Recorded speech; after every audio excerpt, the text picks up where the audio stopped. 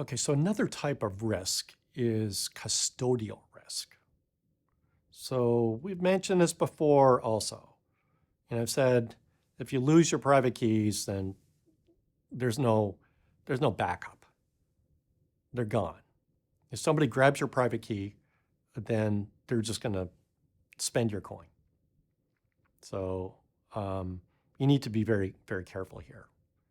So let's just kind of review what we're talking about here. So the private key is a long random number. And the public key is derived from the private key. So it's mathematically derived in Ethereum using elliptic curve mathematics. And this is a one-way function. So you go from the private key, which is this long random number, to a public key, which is you can show anybody, because using current technology, you can't go the other way. And then your public address in Ethereum is very simple. It's like a hash of your public key. So a KCAC 256. So really straightforward. And then there's also digital signatures. So you use your private key for that also. So, and this is kind of important to understand, that with a dollar bill, it's got a serial number on it. And if I give you that dollar bill, I paid you $1, then the serial number doesn't change, right? So you've got the same serial number. So in the space of cryptocurrency, that analogy doesn't work. So if I want to send you some Ether, I've got some Ether with a private key. You generate a new private key, a new random number. And then you put that through the elliptic curve algorithm, you get a public key, you hash it, you get an address. So then I send you, let's say, 1 Ether. And what I do is that I sign that transaction. And I sign it in a way with my private key and with other information, so that anybody that sees that signature knows that my address is basically got the private key. So then when I sign it over to you, now the Ether is associated with your private key. Okay, so that is the way it works, very important. So again, you lose the private key, it's very, very bad news.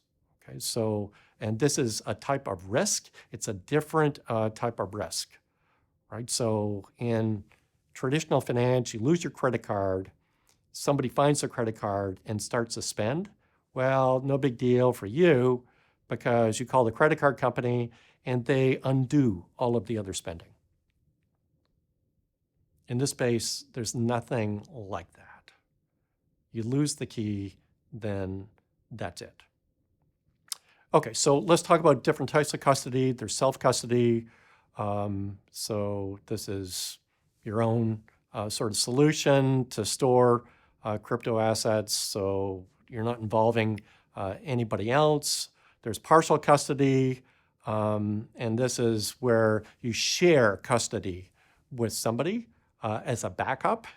And BitGo is an example of this. And I'll talk about this a little bit, but think of dividing the private key into 3 parts. You keep 2, and BitGo keeps 1. And if you lose one of your parts, then any 2 of the 3 can reconstruct the key. So a very nice idea. And then you can actually just delegate your custody. So it might be that you deal with Coinbase, a centralized exchange, and they just keep your keys. But there could be other custodians that you actually use. Retail investors, there's many different ways you could do this. So again, self-custody, which could be that you keep your private keys on your computer. I don't advise that. If the computer is hooked up to the internet, way better to keep them on a USB drive that's disconnected from the internet. You can also have a wallet. So there's hardware wallets that exist that are separate from the internet, but you actually keep them in a very secure location. So lots of possibilities here. And again, decentralized exchanges are more than glad to hold your keys. I showed you this before, but this is an example of a New York Times story by Nathaniel Popper that details this developer that has his keys in a hardware wallet. And that hardware wallet has got a password that he has forgotten. And there's about $200 million of Bitcoin in this wallet. And he has tried 8 passwords. And in the hardware wallet, there is a limit on the number of tries. And that limit is 10. And if he doesn't hit the password by the 10th, then the hardware physically destroys itself. So it wipes out the information about the private keys. So even if you do self-custody like this with a specialized hardware wallet, beware. If you lose your password, then effectively you've lost your Bitcoin. Let me talk a little bit, because I mentioned this, about exchange hacks. And there's been many hacks of exchanges. So Mt. Gox may be the most famous. And there were actually a number of different attacks. And these are large attacks, right? 850,000 Bitcoin. So think about the value of that today. So these are very, very substantial. And again, this is a situation, it has nothing to do with the Bitcoin or Ethereum blockchain. It has to do with the security at the centralized exchange. So an attacker basically gets in to the computers of the centralized exchange. They find out where the private keys are stored, and then they take the private keys. And what do I mean by take? Well, they just basically copy the information. Okay, so there's no deletion or anything like that. They just copy the information, and then with that information, with the private keys, they're able to basically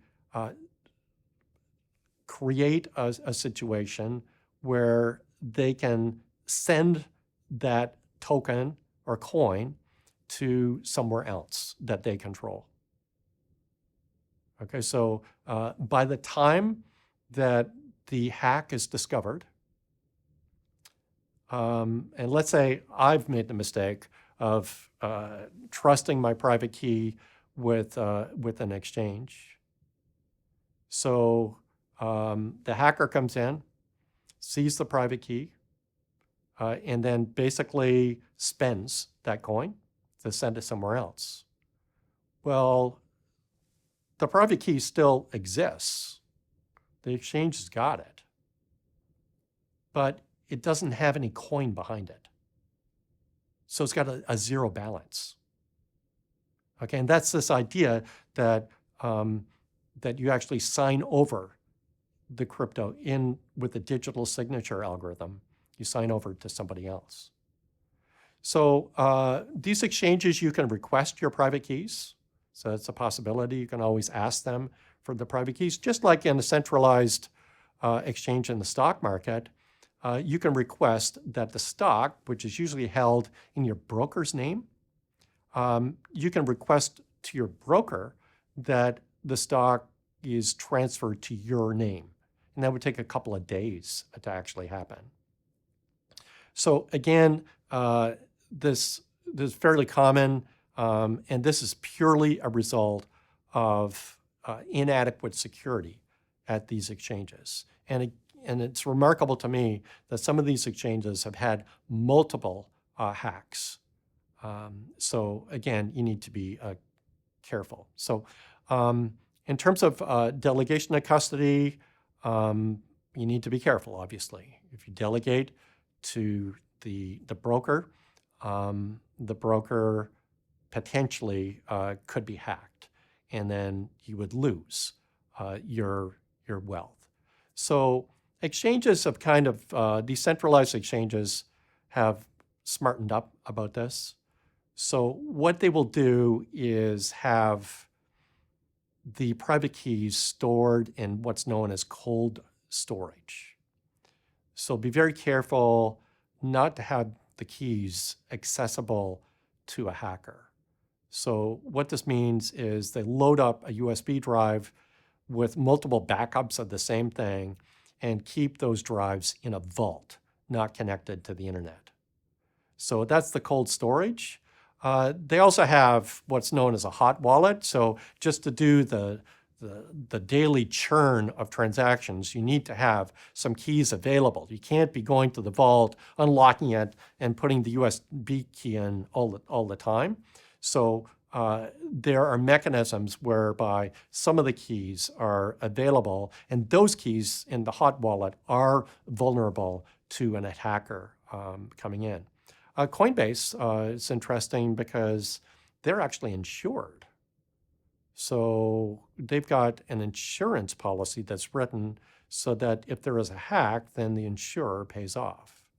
But again, let's be a little careful here because the insurance policy is only as secure as the insurance company. The insurance company they use is a very well-known company to their credit. But again, nothing reduces this risk to zero. So in terms of the infrastructure here, we've talked about wallets, the hot wallet, the cold wallet that exchanges use. We can have software storage mechanism. We can have the hardware wallet that I mentioned with the programmer that is locked out. And there's other technologies here. Indeed, there's multi-party computation that is growing in popularity that essentially reduces the need for, or eliminates the need for a private key. So I mentioned BitGo, and I want to talk about BitGo in a little more detail because it's an intriguing idea. And I'm going to give you the intuition as to how it works. It's not exactly how it works, but you get the idea. So the idea is that 2 out of 3 pieces of a private key reconstitute the private key. So let's say I've got 1/3 on my mobile phone, I got 1/3 on a USB, and then BitGo's got the other third. So let's say a hacker attacks BitGo and harvests all of their 1/3. It's useless to them. So 1/3 can't do anything. So what we can do is just reconstitute the key with the 2 that are available and then give BitGo another third. So another scenario is that I lose my mobile phone. Well, I've got the USB and BitGo has got the other third. So we can reconstitute the key. So this is just a way to mitigate risk. Indeed, you could think of another technology where you do 3 out of 5, if this is really a lot of capital. Okay, so this is just like an evolving space. So again, one of the issues here is latency. I've already mentioned that if you're in cold storage, that's going to slow things down in terms of transactions because you need to retrieve the information from cold storage. But there's many other issues here. In terms of the custodians, this list I'm sure will change, but things like, we've already talked about BitGo, but Coinbase Trust, Fidelity is in this list also, along with many other banks are looking to custody the crypto. And there's many other institutions that are actively researching this idea of custody. Indeed, if you think about a financial institution, they provide custodial services for stocks and bonds and other assets. Given the growth of the crypto space, it kind of makes sense that they expand into custody into other areas. So another issue here is the regulatory environment. And we'll talk about regulatory risk a little later on, but this is a little different. So this is such a new space that a number of large investment funds believe that it would be useful to invest in this space, either for trading or for long-term holding of certain decentralized finance assets, whether it's Ethereum, whether it's governance tokens, whether it's even Bitcoin. But the problem is that there's really no clarity on how to do the custody. So a number of companies have not been investing in this space because it's so difficult to custody. Indeed, for those that are interested in trading, they might go to a regulated exchange like the CME and trade Bitcoin or Ethereum there. And in the futures market, you don't need to worry about custody because the futures are cash settled. So you get around it that way. But that is very restrictive, very special market, and really you want to open up the larger space. But that's really been very difficult. So it's only recently that custodians have been approved so that a company can actually trust somebody with reputation to hold their private keys. And you can imagine that an investment fund wouldn't necessarily want to hold their private keys at the fund, because if there was a hack and those keys got removed, then the investment fund would be liable for everything that's lost. So it's far better to use a custodian to take care of that security. So again, this is a space that is just developing, but it is a space where we'll see a lot of growth in the future. And once we get the custodial issues kind of settled, it's kind of interesting because it opens the gate for many investment funds to actually participate. And there's been a lot of demand for things like Bitcoin or Ethereum ETFs, but they're not approved in the US. So why is there demand for those ETFs? So why would you want to hold an ETF that basically all they do is, let's say it's an Ethereum ETF, they just buy Ethereum and vault it, and then you pay a fee. So why would you want to do that when you can easily just buy the Ethereum? So again, these large funds have this problem in holding the private keys. So they would prefer not to buy the ETF. They would prefer to actually hold the underlying because it's much more profitable to do that, the lack of fees. But they need somebody to act as the custody or custodian for that particular asset. And again, if you think about the dynamics here, once that happens, then that could significantly increase the demand for many different cryptocurrencies.